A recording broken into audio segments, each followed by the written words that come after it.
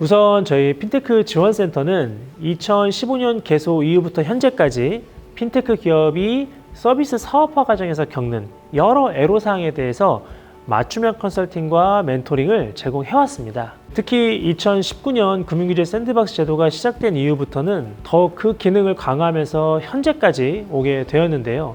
시간이 갈수록 보다 체계적이고 전문적인 컨설팅을 제공해드려야겠다는 필요함을 느끼게 되었습니다. 핀테크 종합지원실은 핀테크 기업의 다양한 어려움을 해결하는데 실제적인 도움을 드리기 위해서 앞서 말씀드린 전문 지원단을 두고 있습니다. 기업이 어떠한 요청이나 애로사항을 말씀하시더라도 컨설팅이 가능하도록, 그리고 구상 중인 서비스에 대해서 종합적인 컨설팅을 지원할 수 있도록 법률, 회계, 유관기관, 민간, 연구소, 업계에 계신 전문가들로 구성된 51명의 전문가 풀을 구성하고 있으며 이를 전문 지원단이라고 합니다. 이 풀에 있으신 분들은 제가 감히 국내 최고의 전문가분들로 모셨다고 자부할 수 있습니다. 저희가 전문가 풀을 구성할 때는 크게 디지털 금융, 데이터, 금융기술, 경영전략 및 관리 4개 분야로 세팅을 했고요. 이 각각의 분야를 자세히 보면 디지털 금융에서는 은행 지급결제, 금융투자, 자산관리 또는 디지털 자산, 보험 외환 등, 또 데이터 분야에서는 ABCD라고 하는 AI, 블록체인, 클라우드, 빅데이터를, 마지막으로 경영전략 관리에서는 법률, 특허, 세무, 회계, 경영, BM 등으로 구성을 해서 기업이 어떠한 문의를 하셔도 도와드릴 수 있는 올라운드 컨설팅 체계를 구축해 놓았습니다. 핀테크 기업이 기획한 금융 서비스 모델이 금융의 혁신 금융 서비스로 지정받고자 하는 과정에서 여러 가지 어려운 점도 있고 지원받고자 하는 부분도 많을 것 같습니다. 이런 부분들을 해결해 드리기 위해서 금융 관련 법률, 규정, IT 기술 등 다양한 분야의 전문가들을 모시고 컨설팅 진행을 총괄하는 역할입니다. 한마디로 말씀드린다면 핀테크 기업이 혁신 금융 서비스를 지정받기까지 모든 과정에서 함께하는 조력자라고 할 수 있을 것 같습니다. 기본적으로 서비스의 혁신성과 이제 고객분들이 누릴 수 있는 편익을 고려하고요. 이에 더해서 기업이 해당 비즈니스 모델을 향후에도 계속 할 수 있는지에 대해서, 그리고 기존 금융 시스템의 안정성을 혹시나 저해할 부분은 없는지에 대해서 생각을 해보고요.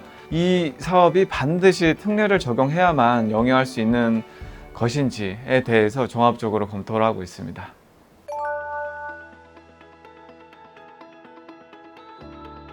핀테크 스타트업 대표님들의 열정 정말 대단하시죠. 본인들의 가진 비즈니스 모델이나 기술, 사업 전망 부분에서의 프라이드와 분석에 대해서는 항상 존중하며 컨설팅을 진행하고 있었습니다. 저는 금융의 입장에서 비즈니스를 봤을 때 과연 금융 비즈니스에 접목 가능한가? 가능하다면 성공 가능성은 얼마인가? 그리고 이를 통해 얻게 되는 소비자 고객들의 반응들은 좋을 것인가? 금융 담당자는 어떻게 생각할 것이고 그들의 관점에서 어떻게 이런 비즈니스를 소개해야 잘 전달될 것인가 하는 부분들을 중점적으로 진행하고 있습니다.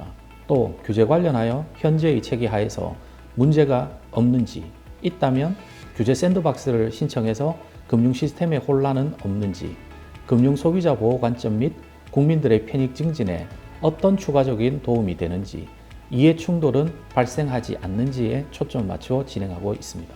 혁신금융 서비스 신청을 한 기업들의 특히 아이디어를 좀 보고 그 아이디어가 잘 사업화했으면 좋겠다, 그런 측면에서 도움을 드리고자 특히 이 특례, 규제 특례가 뭐가 좋을지 그런 부분에 대해서 도움을 많이 드리고자 했습니다.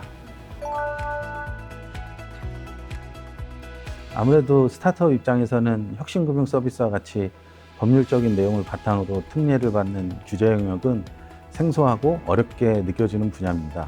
핀테크 지원센터의 컨설팅이 이런 면에서 꼭 필요하다고 생각하게 됐고, 그래서 신청하게 되었습니다. 저희가 4년차 스타트업으로 법제도에 대해서 아직 담당 전문가가 없습니다. 혁신금융 서비스 신청을 위해서 사전 수요 조사서 작성부터 어떻게 시작해야 될지 막막하다 보니까 컨설팅을 신청하게 되었습니다. 사실 법이라는 게 시대가 바뀌면서 계속 개정을 진행을 해야 하는 건데 뜻하지 않게 놓친 부분들이 있더라고요. 그런 부분들이 새로 기술 기반으로 시작하는 스타트업에는 규제가 되기도 하는 것 같습니다. 법률적으로는 온라인으로 하고자 하는 부분들이 제도적으로 보호받지 못하는 그런 상황이 될 수 있어서 신청을 하게 되었습니다.